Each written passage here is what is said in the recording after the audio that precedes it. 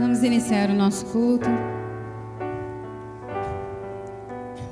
Peço aos irmãos que mantenham o estilo do culto das 8, estejam orando. Nós vamos cantar os hinos de forma sequencial. E os irmãos estejam orando, buscando a face do Senhor, conforme os irmãos sentirem a liberdade do Senhor. Vamos ficar em pé.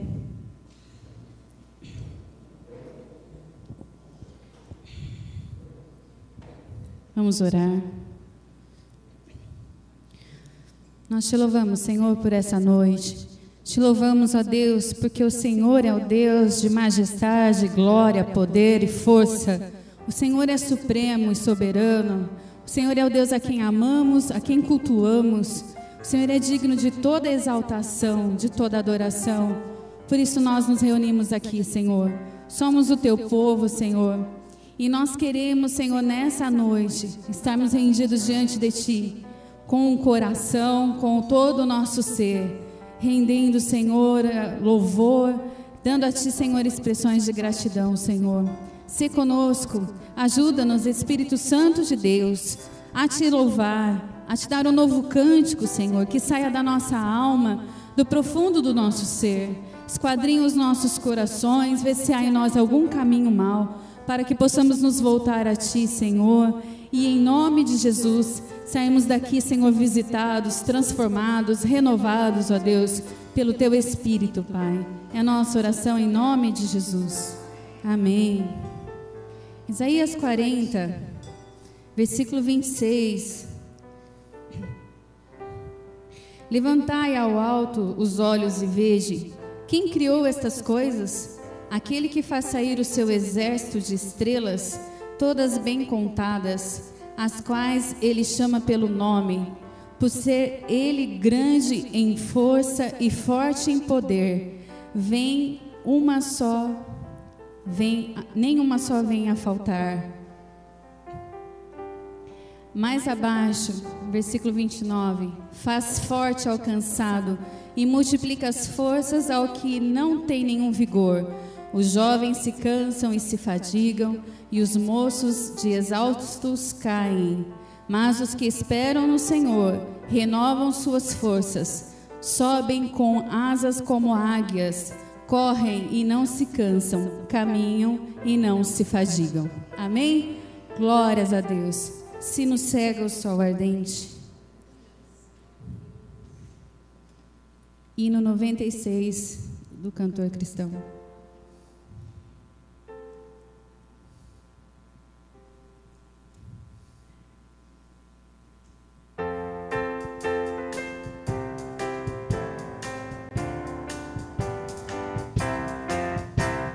Se nos cega o sol ardente, quando visto em seu fulgor, quem contemplará aquele que do sol é criado?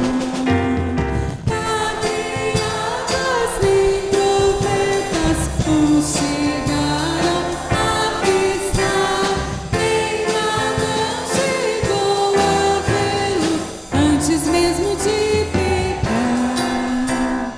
Luz pra qual o sol é trevas, quem te pode contemplar?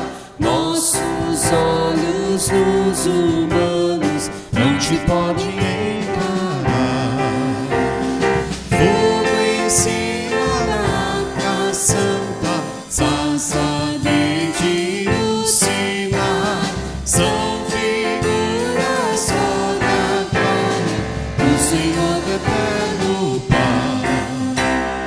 Para termos nós com Ele franca e doce comunhão, Cristo Filho fez-se carne, fez-se nossa redenção. Para que na glória eterna nós miremos sem véu, Cristo padeceu a morte, nova em cada viva ao céu. Terceira estrofe. Para termos Nós com Ele franca e Deus em comunhão. Cristo Filho fez-se carne, fez-se nossa redenção, para que na glória eterna nós viremos no Senhor. Cristo padeceu a morte, nós entrada abrindo ao céu.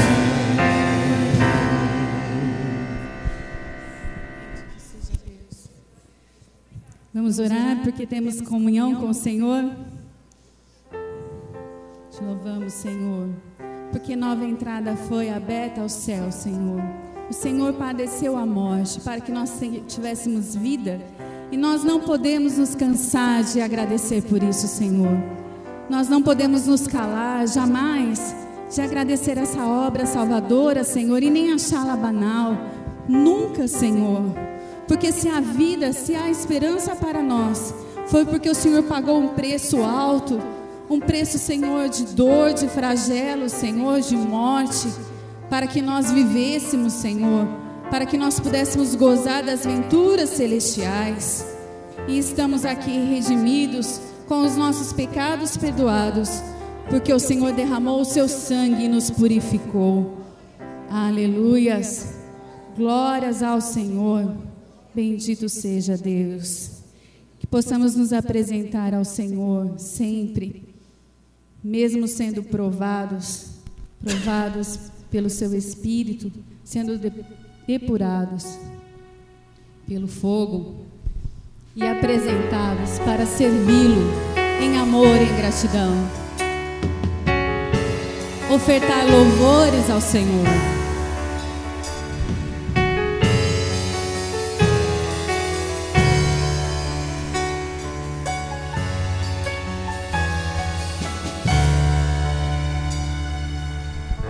Quero me apresentar a Ti, ó Deus, me ofertar em louvor, me entregar, me derramar os Teus planos, que possas achar em mim a voz que desejo ouvir, que possa o Espírito abrir céu e enche meu coração, ser conhecido, marcado por transformação, provado pelo fogo, habilitado pela unção.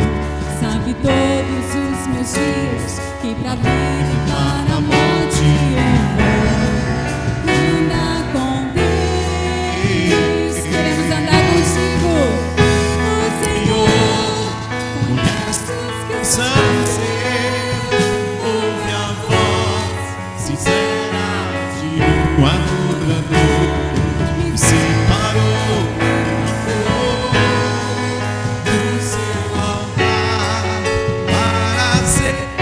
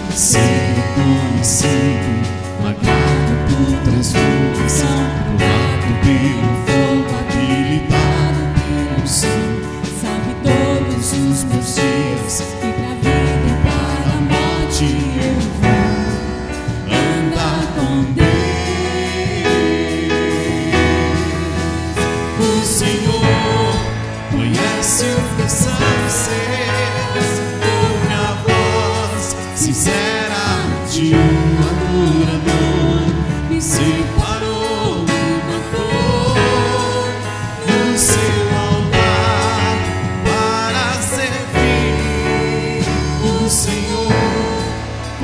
conhece o que são seus. Ouve a voz sincera de um adorador. Me separou, me marcou no seu altar para servir.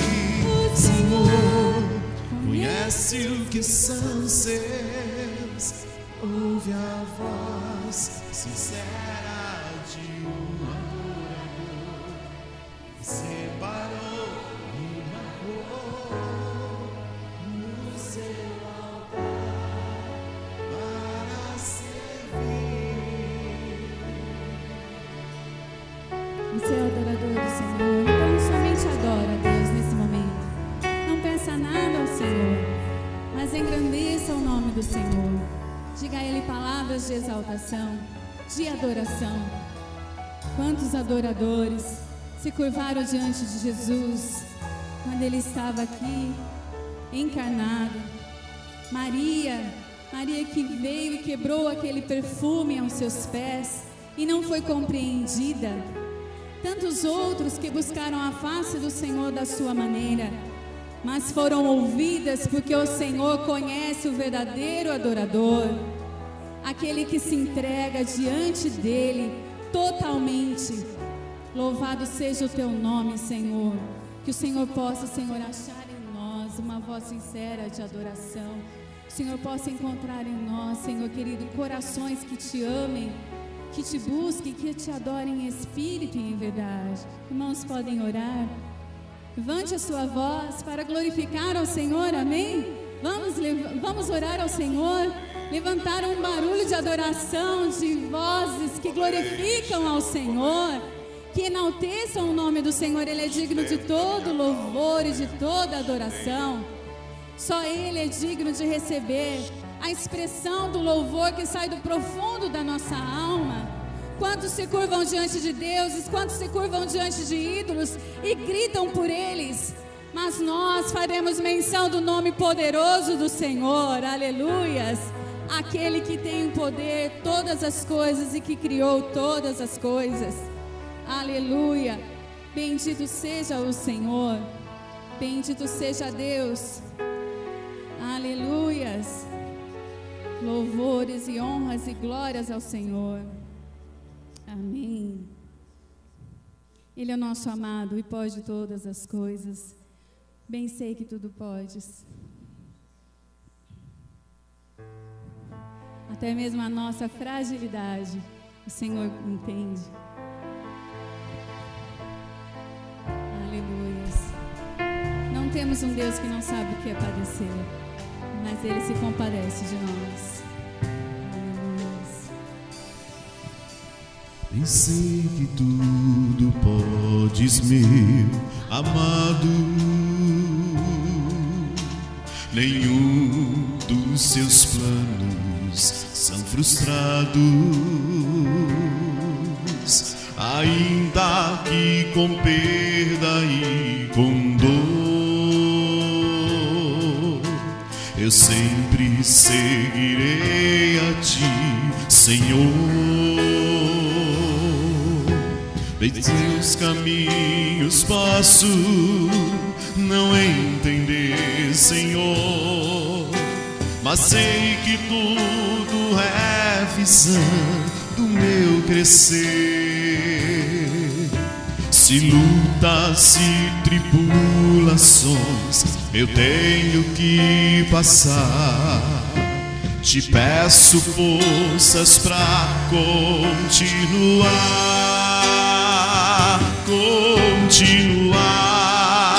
a crer e a confiar no grande amor que tens, meu Pai, por mim. O meu desejo eterno é Te adorar e aos Teus pés me derramar sem fim.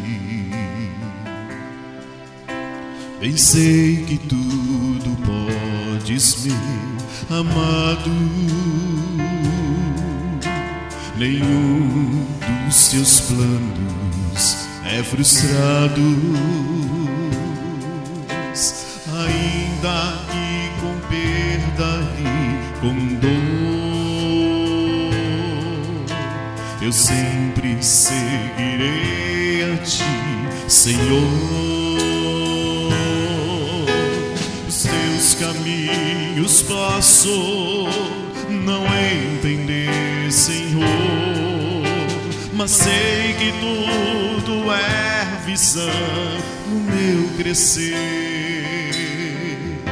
Se lutas e tribulações eu tenho que passar, te peço forças pra continuar a crer e a confiar no grande amor que tens, meu Pai, por mim. O meu desejo eterno é Te adorar e aos Teus pés me derramar sem fim, e aos Teus pés me derramar sem fim.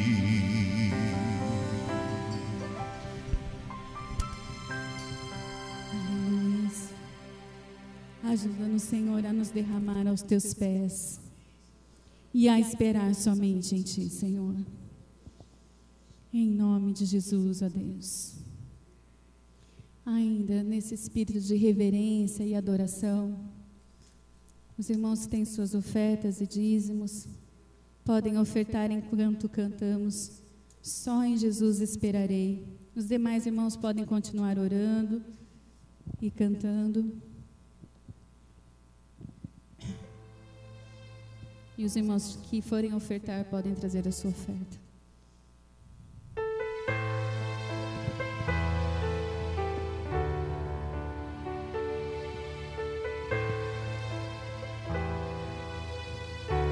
Esperamos somente no nosso amado, e que Ele guarde o nosso tesouro, a nossa fé. Só em Jesus esperarei, Ele é minha força, luz, canção, pedra angular que me sustém. Na tempestade eu sei que quão grande amor, profunda paz, em meio à luta, em horas más, meu Rei consolador, firmados em seu amor. Somente Jesus que se encarnou, poder de Deus num frágil ser, foi desprezado pelos seus, mas se agradou por mim morrer, e lá na cruz o próprio Deus a sua ira satisfez.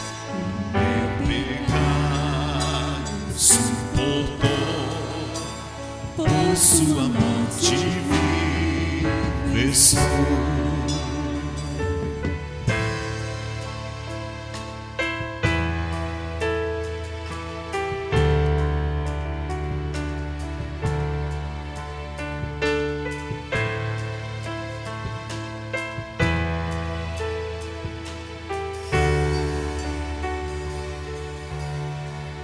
Foi sepultada nossa luz, tragada pela escuridão, mas no terceiro dia então Ele venceu, ressuscitou o meu Jesus, grande vitória conquistou, o meu pecado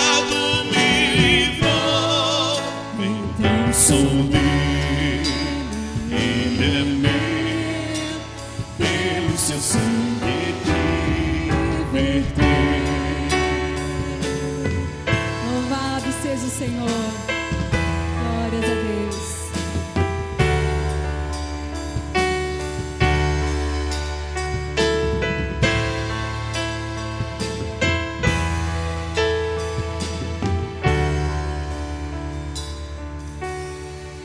Não há mais cura, livre sou.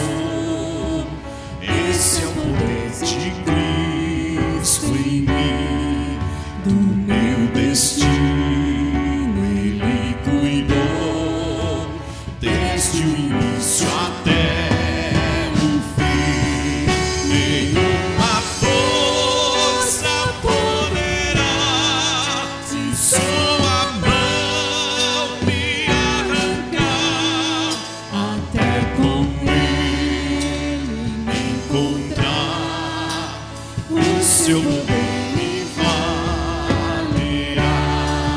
Nenhuma força poderá de sua mão me arrancar, até com Ele me encontrar. O seu poder. O seu poder me valerá.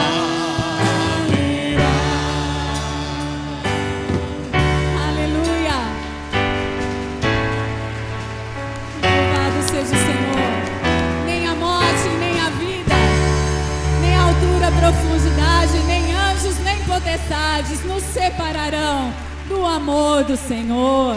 Aleluia. As glórias e honras, louvor, poder e majestade pertencem ao nosso Deus. Santo, santo, santo, aquele que nos remiu, que nos amou, que nos escolheu, que nos chamou antes da fundação do mundo, que nos purificou e nos trouxe para si. Nada, nada pode nos arrancar dos seus braços. Aleluias. Podemos assentar, amados. Pastor.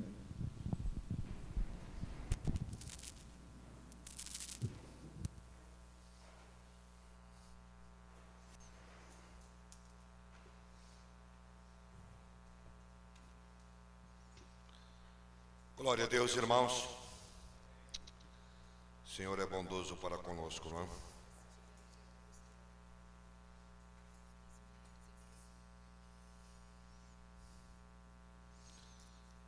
As Nossas Senhoras vão ter uma confraternização no dia 27/11, às 20 horas. Ué, não são Nossas Senhoras?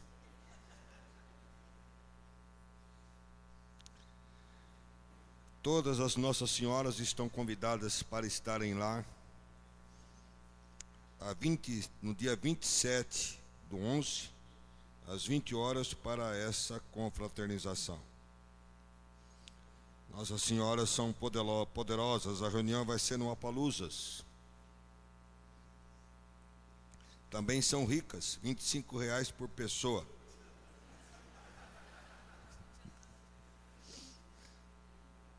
Confirme com a Nossa Senhora Vilma.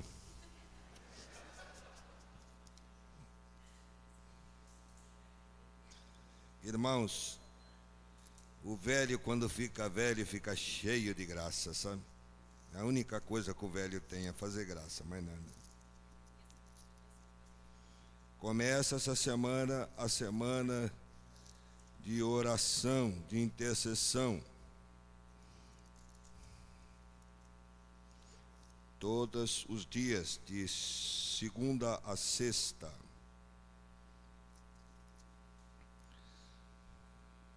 Amados, hoje estou um pouco cansado. Tive uma reunião com um conjunto de marimbondos. Estão zunindo na minha cabeça ainda. Vamos abrir a Bíblia em Efésios 6. 10 em diante.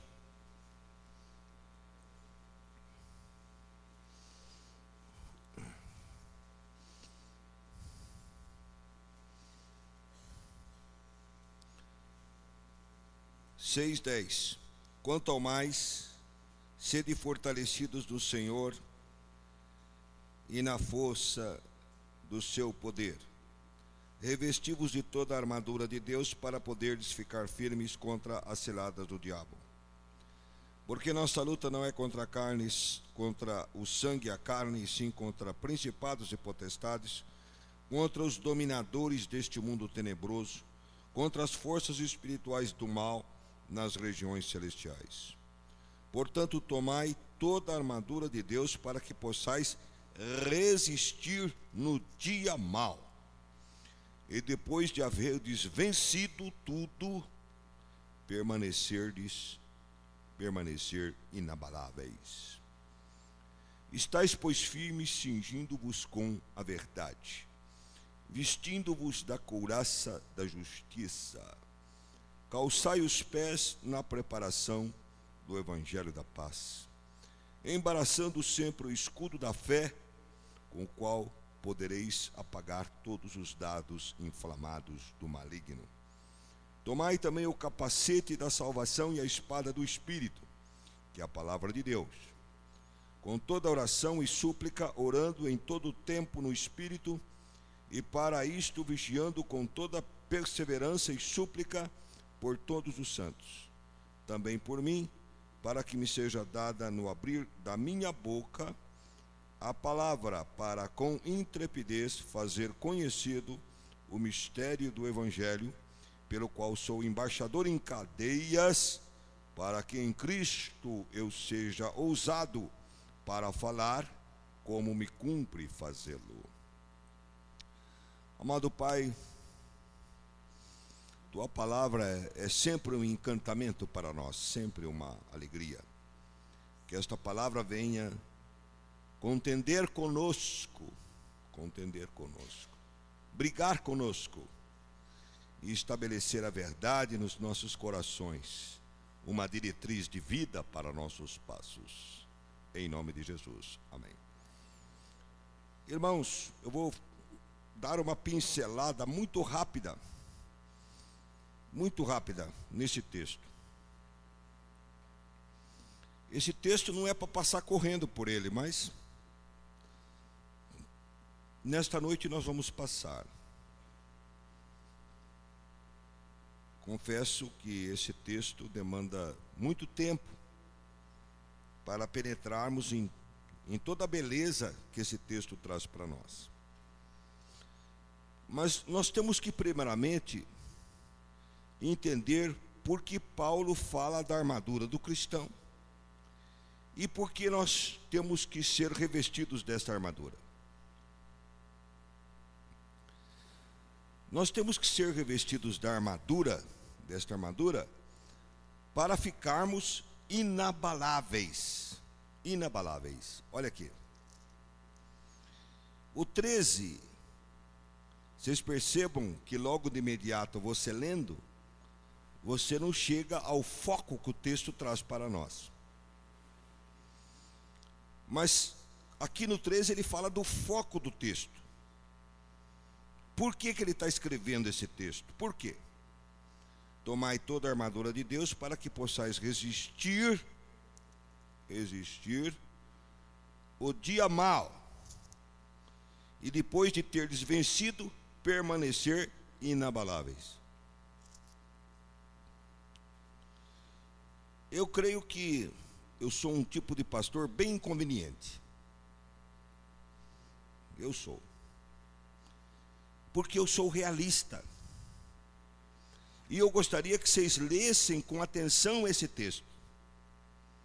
Porque esse texto, ele diz, a forma como ele diz é: todos nós vamos ter um dia mau. É o que o texto diz. Esse dia mau pode ser não ser um dia só na vida, mas vários dias da nossa vida. Ou passar um dia mau e vir outros dias maus. Mas a palavra é clara: portanto, tomai toda a armadura de Deus para que possais resistir no dia mau. E depois de terdes vencido o dia mau, permanecer inabaláveis. O texto nos exorta a observar a palavra, essa palavra que está escrita, para que nós sejamos pessoas que não recuem. Eu creio que um texto que exemplifica bem isto é aquilo que Jesus disse, né? Todo aquele que lança a mão do arado e olha para trás não é apto para o serviço, para o trabalho. Quer dizer, nós nunca podemos recuar, nós nunca podemos olhar para trás. O texto não fala em avançar,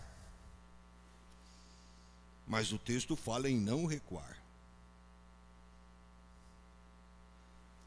Porque o texto apresenta para nós uma salvação completa, uma salvação gloriosa, onde nós temos que estar firmes nesta salvação.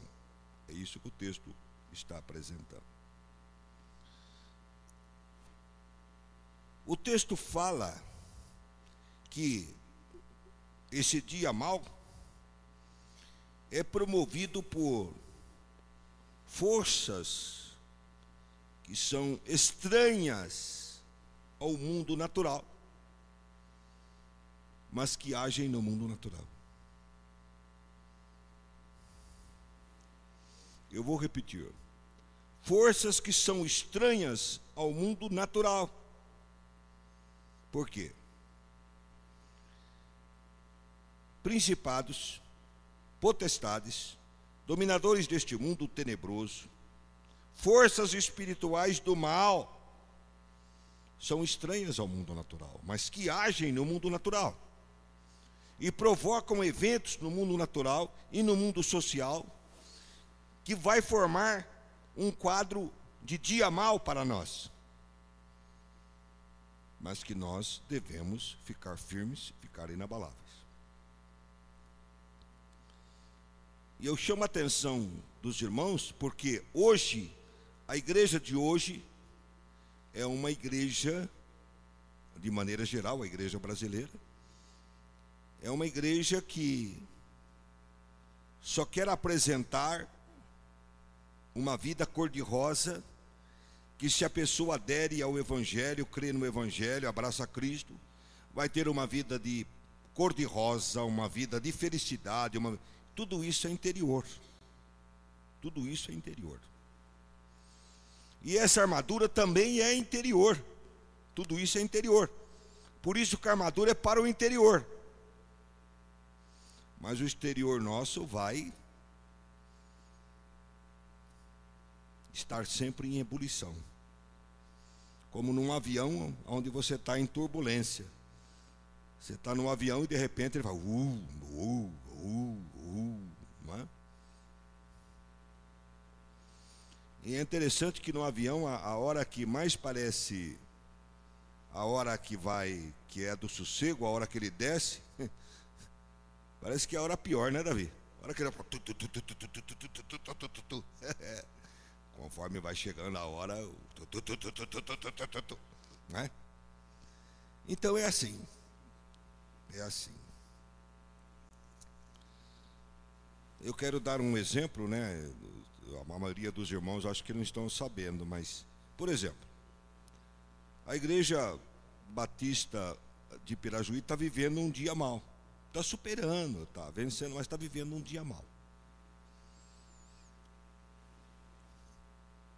Na sexta-feira à noite deu um vendaval em Pirajuí.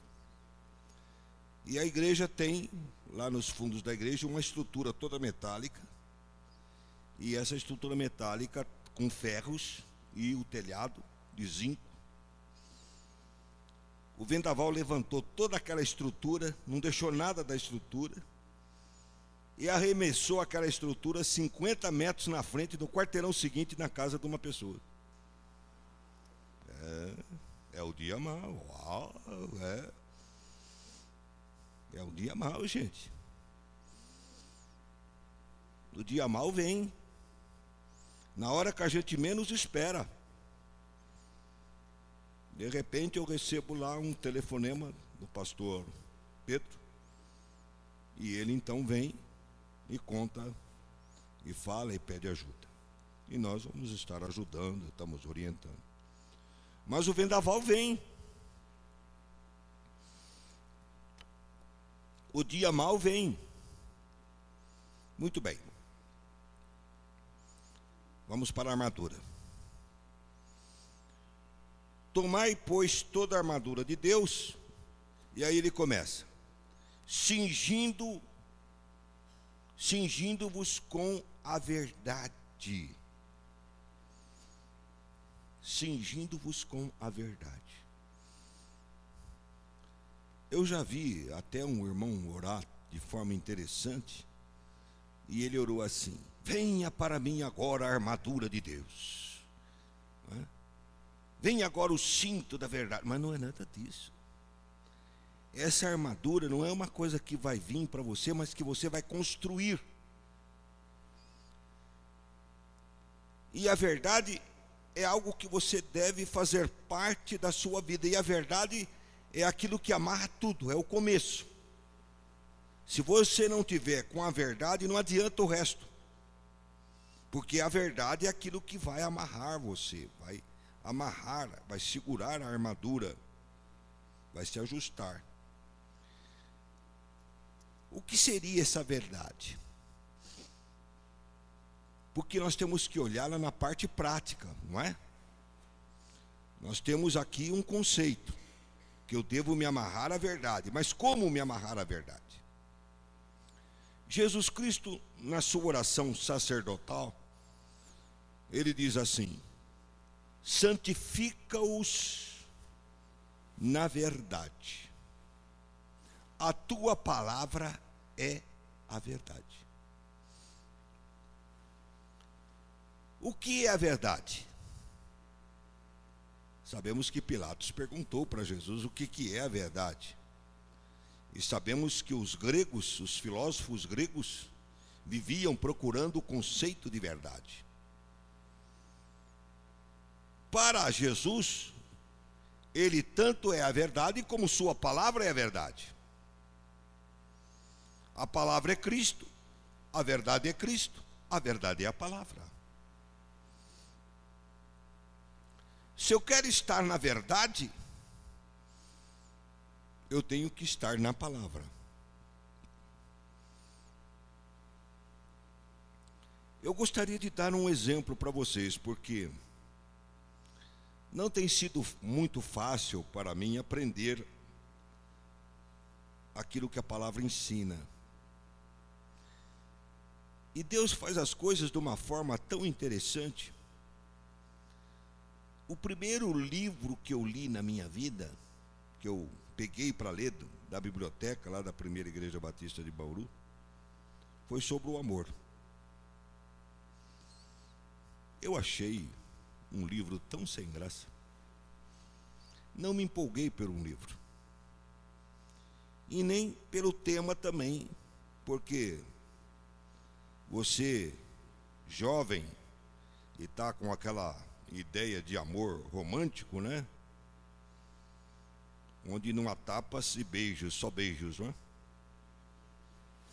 Só abraços. Onde não há o conflito, só o abraço, só o beijo. Então tudo é romântico.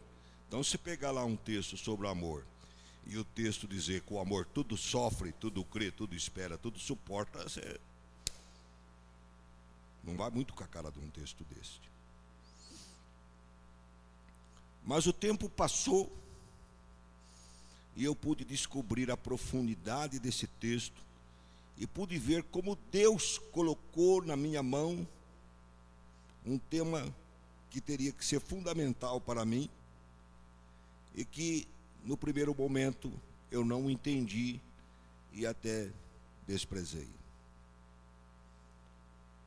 Então vamos olhar o que é verdade no meu casamento.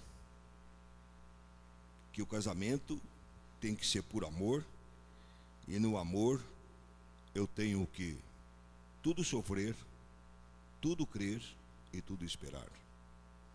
Eu tenho que apostar no amor, investir no amor e resistir o quê?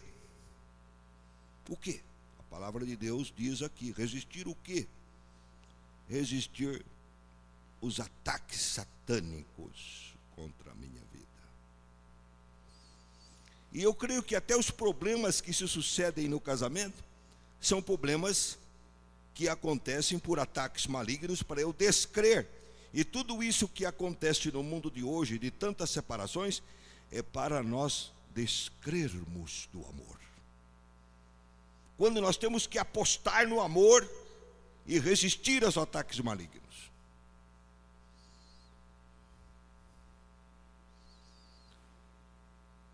Domingo passado eu falei algo que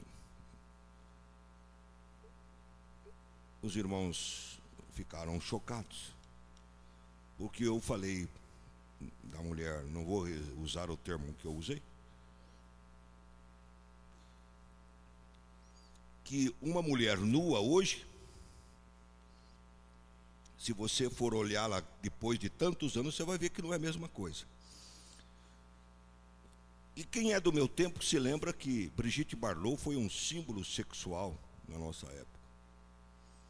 Há pouco tempo eu vi a fotografia de Brigitte Bardot hoje.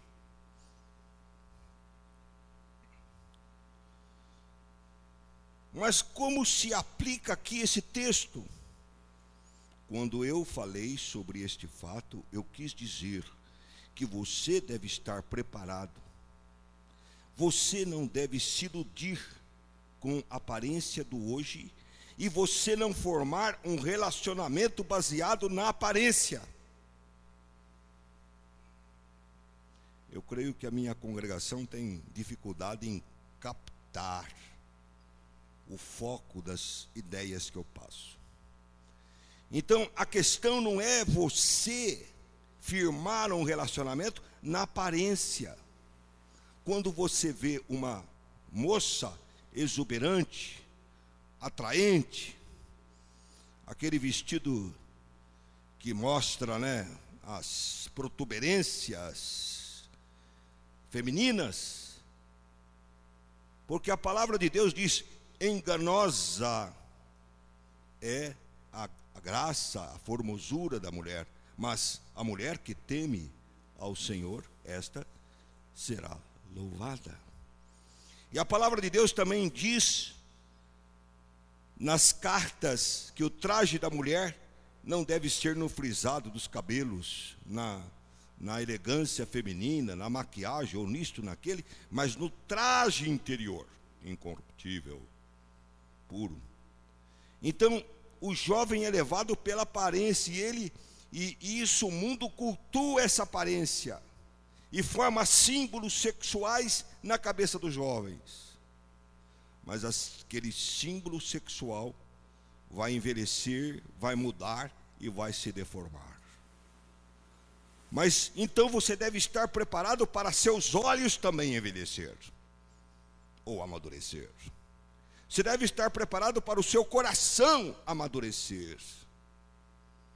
E você sentir atração por aquela pessoa que você escolheu na sua vida. E que hoje, depois de tantos anos, não é aquela mesma pessoa. Mas mudou o seu aspecto. Mas o seu sentimento não pode mudar. Seu amor não pode mudar por causa disso. Porque lá, no capítulo 13 de Coríntios, diz que o amor jamais acaba. Ele vence o tempo e vence as dificuldades. Então, qual é a verdade sobre minha situação conjugal? Eu tenho que descobrir se eu estou agradando ou não o meu cônjuge. É o meu desafio de sempre. Eu tenho que saber como tornar meu cônjuge feliz. É meu desafio de sempre. E esse desafio não é fácil de ser atingido, mas esta é a verdade sobre isso. E é uma verdade que muitas vezes nos deixa envergonhado por nós estarmos aquém deste objetivo. Qual é a verdade de uma situação de emprego em que o patrão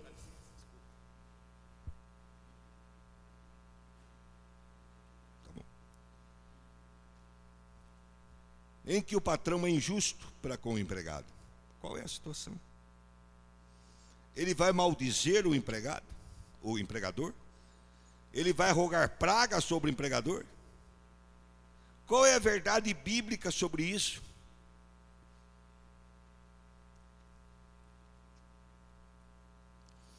As últimas eleições forjaram em muitos corações um sentimento de animosidade para com o nordestino.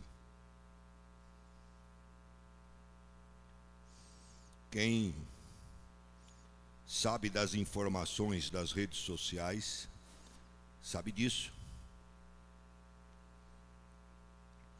Muitas pessoas, logo depois da eleição, disseram: eu vou mandar minha empregada embora, porque ela é nordestina. Meu filho se encontrou com uma empresária e ela disse na rua: se minha mãe, não vou deixar minha mãe mandar dinheiro para os parentes deles lá que são nordestinos. Mas qual é a verdade a respeito disso? O que a palavra nos ensina sobre isto? Nós devemos deixar que sentimentos de animosidade tomem conta do nosso coração. Sentimentos de ódio. O que a palavra diz a esse respeito? Qual é a verdade? Será que nós gostamos da verdade?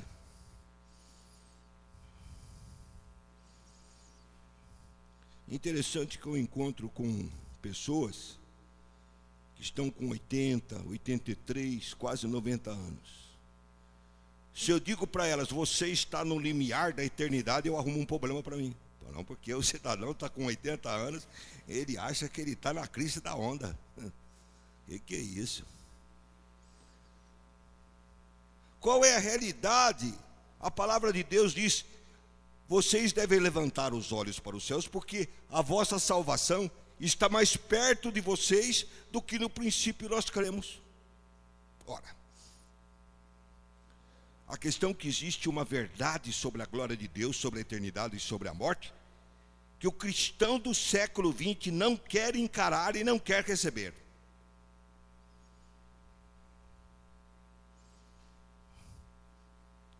Teve uma pessoa que eu gostava dele muito, não vou dizer o nome. Eu gostava de visitá-lo, fui várias vezes, fiz muitas devocionais com ele. Depois ele contraiu um câncer, eu fui visitá-lo, deixei assim nas entrelinhas alguma coisa. Aí me avisaram: pastor, o fulano está morrendo. E ele tem problema de perdão, ele tem problema de ódio. Eu não sei nem se ele é convertido. Estou à beira do leito da pessoa. O que eu tenho que fazer como pastor? Eu vou falar para ele: meu irmão, está tudo bem, você vai ser curado, eu vou orar para você, e amanhã você vai sair andando daqui. O que eu tenho que falar para essa pessoa? Eu não tenho que falar a verdade? Aí eu digo para ele: meu irmão, você vai partir. O cidadão fica desesperado, é com a mão assim para o céu. Mas o câncer já comeu ele inteiro. Como uma pessoa que o câncer comeu inteiro, a pessoa acha que vai sair dali andando, está tudo entubado, coisa para cá. Se eu chegar numa posição dessa, eu quero mais a partir e estar com Cristo. Eu vou querer ficar lá tudo entubadão lá, e os caras e tudo na minha... O que é isso? Então o cristão de hoje não tem uma noção do que seja a salvação, do que seja a eternidade, do que seja ser salvo. Então na hora da morte, ele está mais para o inferno do que para o céu. Por quê? Mais no desespero do que na paz. Por quê? Eu sou de uma geração que os pastores só pregavam preparando as pessoas para a morte. Sou de uma geração que o pastor pregava assim: há um só passo entre você e a morte. E se você sair daqui nesta noite, você pode dar esse passo. Ué, não teve aquela senhora lá de 32 anos que estava fazendo uma prova do Enem e deu um ataque cardíaco nela, ela morreu fazendo a prova do Enem? Não teve? Não foi? A um só passo, o nosso irmão Natanael, que é diácono lá na igreja do Meridota, ele estava com um problema na próstata. E foi lá fazer um exame de rotina. Quando chegou no hospital, estava no hospital estadual, o médico olhou a pressão, viu alguma coisa, o senhor está tendo um infarto. Ele foi para fazer um exame de rotina da próstata, o homem foi lá, estava tendo um infarto. E se ele não fosse lá naquela hora, e não fosse socorrido naquela hora, ele iria morrer. Não é, Davi? Ué? 2 infartos? E sorte que estava dentro do hospital, né? Então, observe um detalhe importante. Eu sou daquele tempo em que as pregações eram assim: prepara-te, homem, para te encontrares com o Senhor teu Deus. E a gente tremia, eu tremia lá quando estava ouvindo essas palavras. Tremia. Hoje eu estou mais preparado, não tremo mais, né? Mas que eu tremia. Louco, hoje mesmo te pedirão a tua alma e o que tu tens reservado para quem será. Hoje todos os crentes querem: irmão, você vai viver muito tempo. Você vai passar dos 100 anos, você está com 100, Deus vai te dar mais 10, você vai viver 110 anos. E quando ele chegar no 110, meu irmão, você vai passar por 120 anos, você é uma bênção, você está bom, Deus vai te abençoar, vai te dar saúde. Amém, pastor, amém, pastor, glória a Deus. Que é isso, irmão?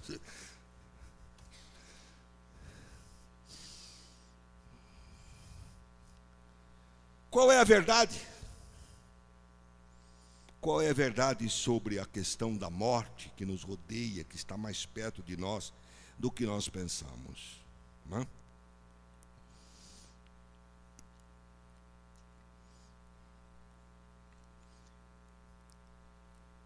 Não vou prosseguir sobre a verdade, porque há muitos casos, muitos desdobramentos, mas que você saiba que a verdade é a palavra de Deus.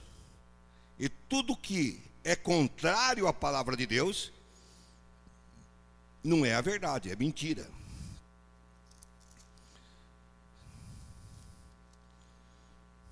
Não é possível.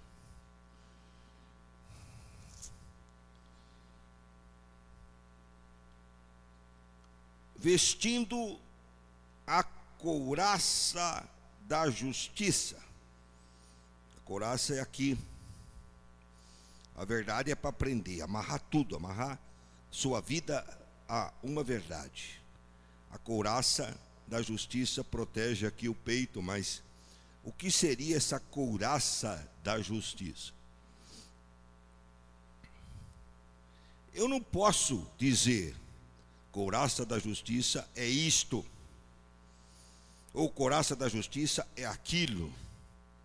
Eu posso levantar ideias aproximadas do que seja essa couraça da justiça.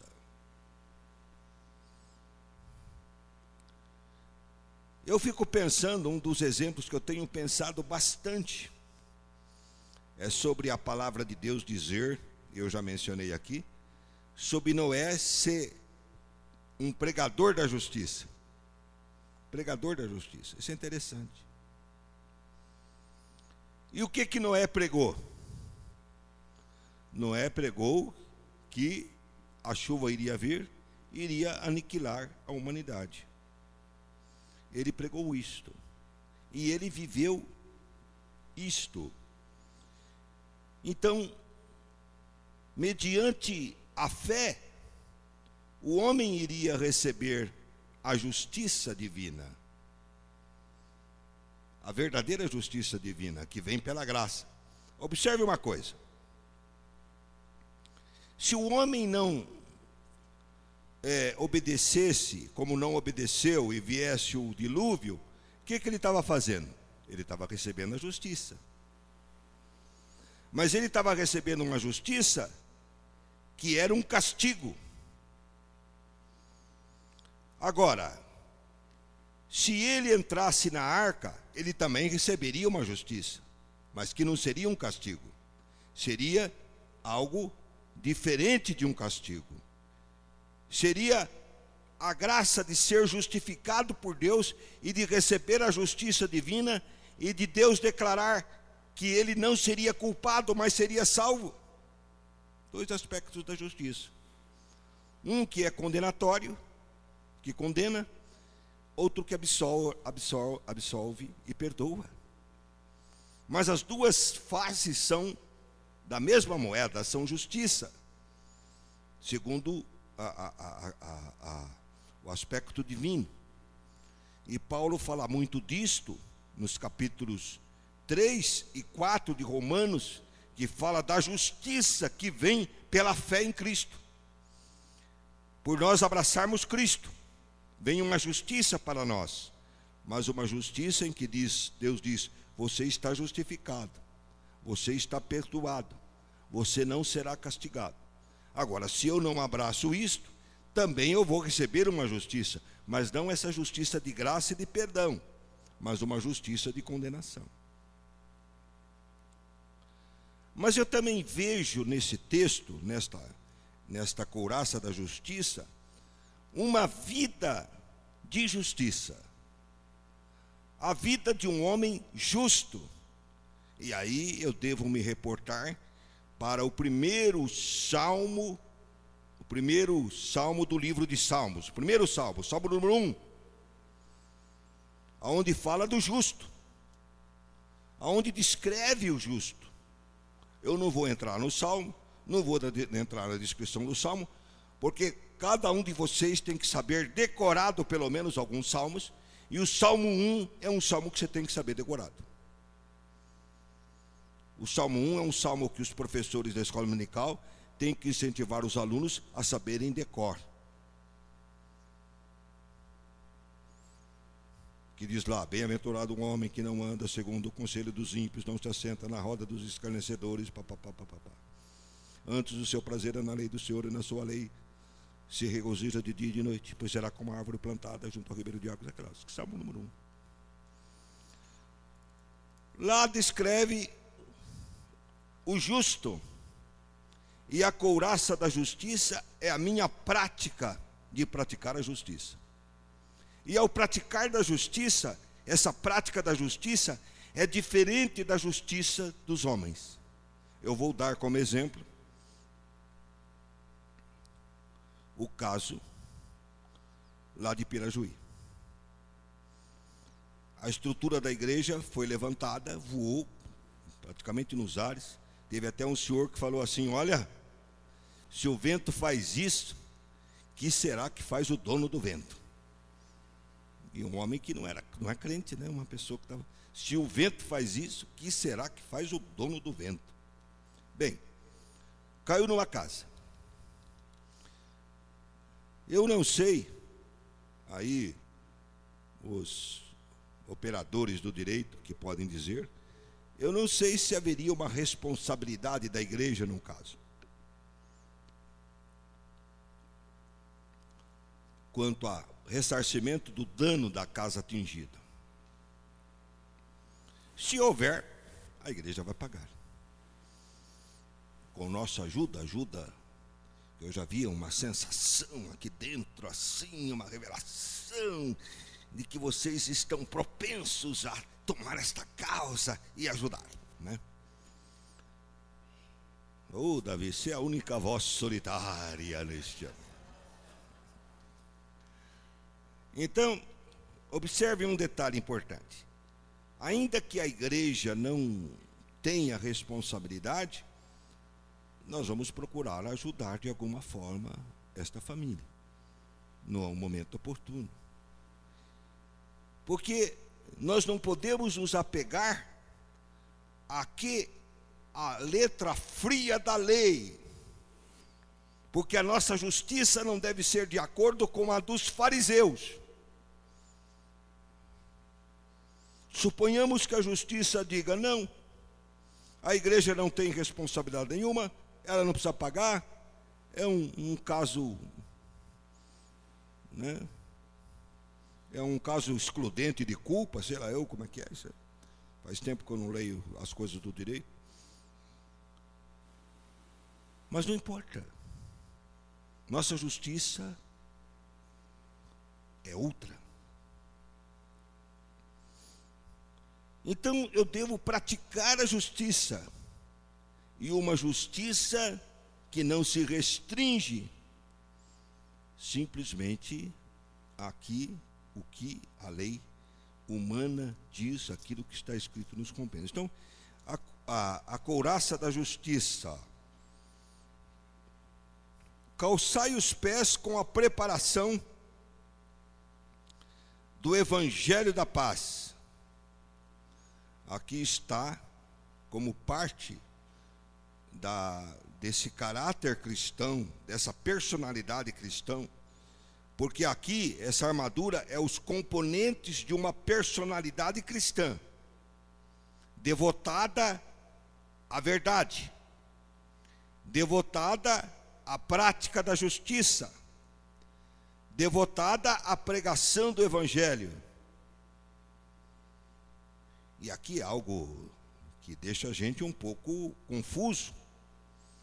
Como que eu pregar o evangelho vai representar o quê? Vai representar eu permanecer inabalável. Como que eu falar da Bíblia vai me tornar uma pessoa pronta para resistir o dia mau? Como pregador eu posso responder da seguinte maneira: se você tem a Bíblia, e você às vezes chega uma pessoa, você precisa falar dela para aquela pessoa.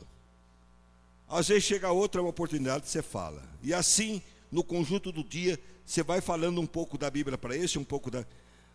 O fato de você falar da verdade, da palavra, faz com que essa verdade lhe seja incorporada, lhe seja fortalecida. Quer dizer, se você é um profeta pregador, não estou falando, estou falando que você é um profeta que fala das coisas de Deus e dos mistérios de Deus, mas mistérios de Deus aqui revelados e esclarecidos na palavra. O falar disso consolida a sua fé e consolida estas verdades no seu coração. Quer dizer, se suas vigas, se sua argamassa do seu edifício espiritual está bem sedimentada com cimento, ferro, você está colocando mais ferro no seu edifício e nas suas bases, na medida que você fala e proclama esta verdade.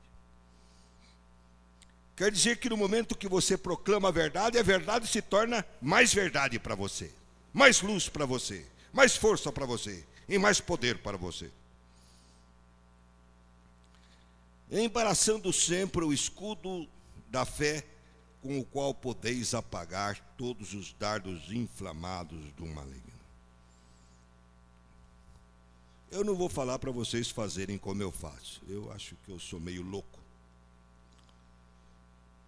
Mas se eu estou lá no sítio, lá mexendo com uma árvore, e de repente me vem um pensamento que não é bom, eu falo,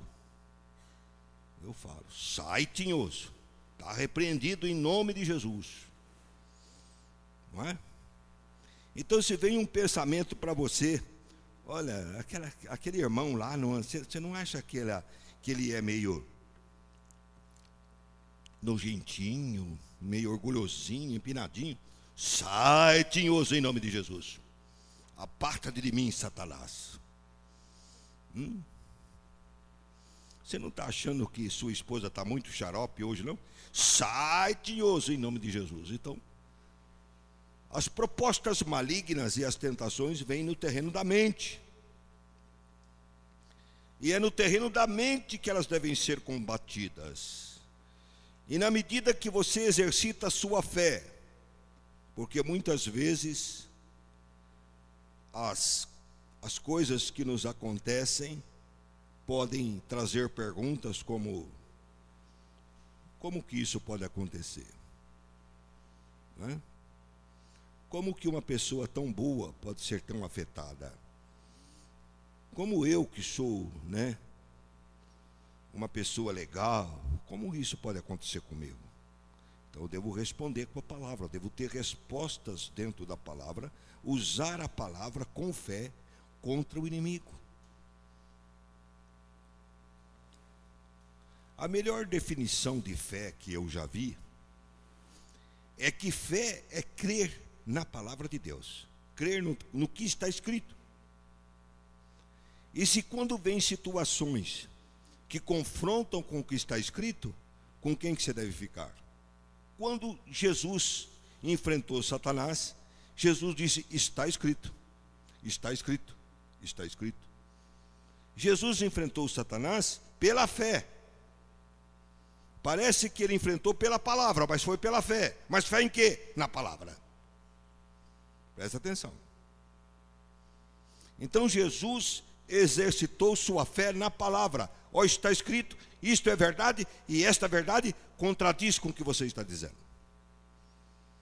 Então, nós temos que crer na palavra de Deus, exercitar nossa fé na palavra de Deus e utilizar a palavra de Deus contra os ataques malignos. Tomai o capacete da salvação. Eu achei tão interessante, um jovem me procurou, até eu pedi para ele procurar o Davi, e ele disse: pastor, eu estou fazendo um trabalho muito bonito lá na escola, junto com os outros colegas, e a diretora me chamou, falou: olha, você está fazendo um trabalho muito lindo, mas você não tem conteúdo.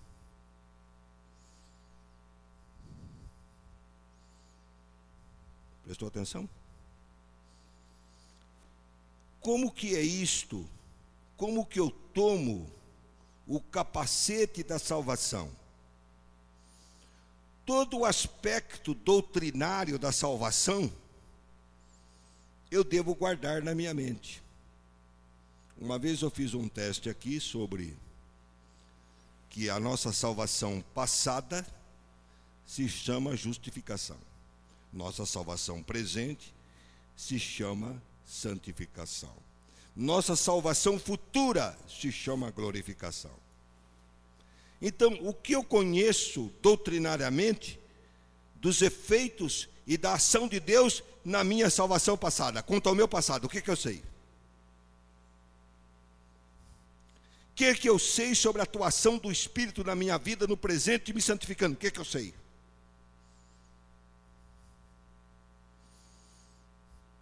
O que eu sei sobre a minha salvação futura, a minha glorificação? Como vai ser?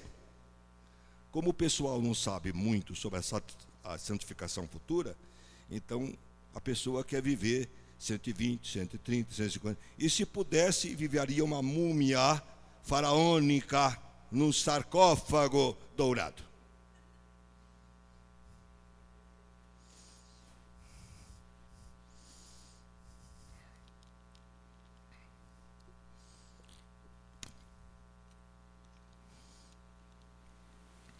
Então observe um detalhe importante.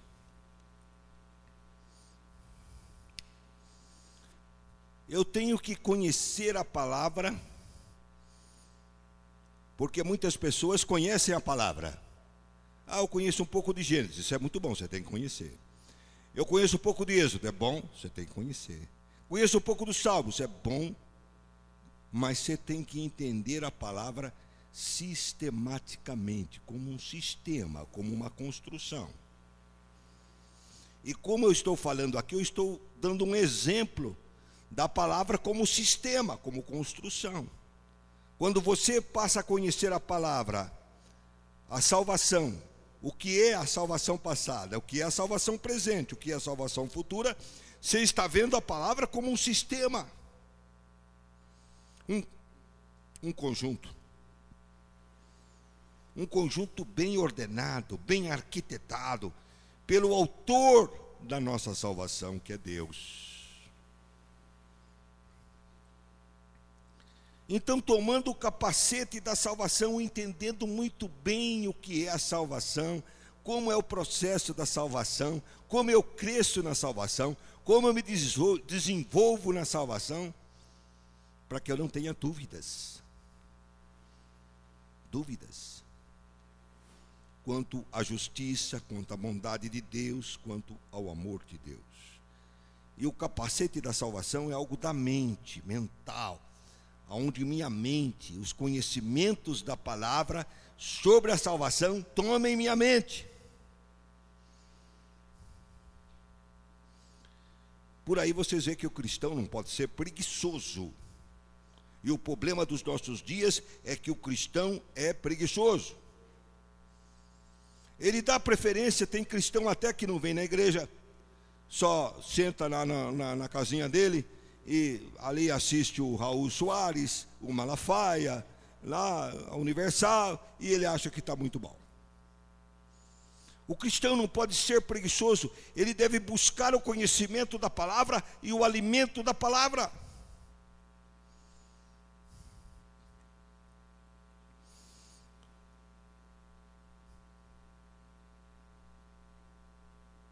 E tomai a espada do Espírito, que é a palavra de Deus.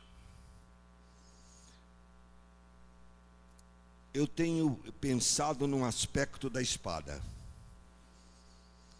A Bíblia diz que a palavra de Deus é como uma espada, a espada do Espírito que penetra a divisão da alma e do espírito, e das juntas e medulas.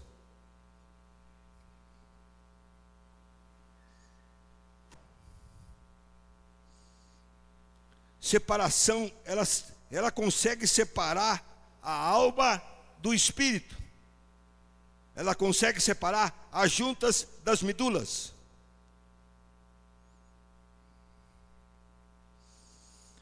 Eu creio que dificilmente tem alguém aqui que nunca teve um cortinho na mão. E dói, né? Um corte. Está lá cortando a carne, corta a mão. Às vezes está mexendo numa coisa, ou então pisa num caco de vidro. Não percebe e pisa num caco. Ou então pisa num prego. Não dói? Dói. A pessoa que não sente a dor da palavra de Deus atingindo sua vida, ela não sabe ver a palavra como espada. Porque a palavra machuca a gente. Ela fere. Ela dói. Porque dói. A gente vê que muitas vezes a gente não ama. Não ama a esposa como devia. Não ama os irmãos como devia. Não ama a igreja como devia. Dói. Quando a palavra mostra isso, dói. Porque é a espada do Espírito. E ela machuca. Ela fere. Mas é uma ferida que traz conserto. É como um bisturi que você tem lá dentro do seu estômago, algo ruim, ele corta a sua barriga e vai lá tirar aquele mal que está lá dentro, né, de você. É assim. A espada do Espírito. Olha, verdade, couraça da justiça, pregação do Evangelho, escudo da fé, capacete da salvação, espada do Espírito, mas orando em todo o tempo, com toda oração e súplica, orando em todo o tempo no Espírito, e para isto vigiando com toda perseverança e súplica por todos os santos. Aí está a armadura do cristão, que nós devemos ter como um traje interior, como um traje da nossa personalidade, como como algo assim que pertence ao caráter genuinamente cristão e que vai nos ajudar a resistir no dia mau, que vai nos ajudar a vencer e vai nos ajudar a permanecer inabalável. Recomendo que você... Eu sempre leio esse texto, sempre oro, sempre procuro discernimento. Faço isso sempre, muito. Recomendo que você faça, olhando esse texto como o traje interior do cristão, aquilo que dá poder interior à vida do cristão. Que Deus te abençoe.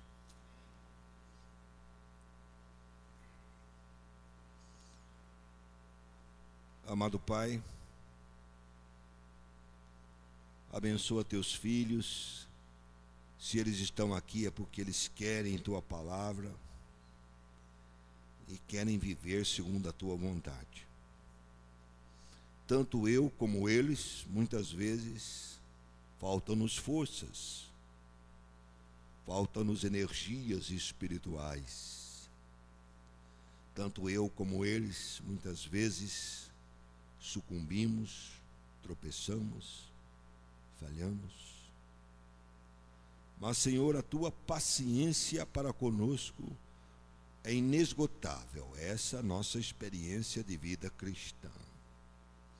Tu és extremamente paciente para conosco. A cada vez que saímos do caminho, tu, ó Deus, como bom pastor, vai lá e nos traz de volta. Cada vez que sucumbimos, tu nos procuras. Cada vez que estamos a sossobrar no mar revolto, tua mão se estende e nos arranca dali. Dá-nos a graça, por isso, ó Deus, de resistir ao dia mau. Dá-nos a graça de vencer e dá-nos a graça de permanecer inabalável. No nome de Jesus, amém.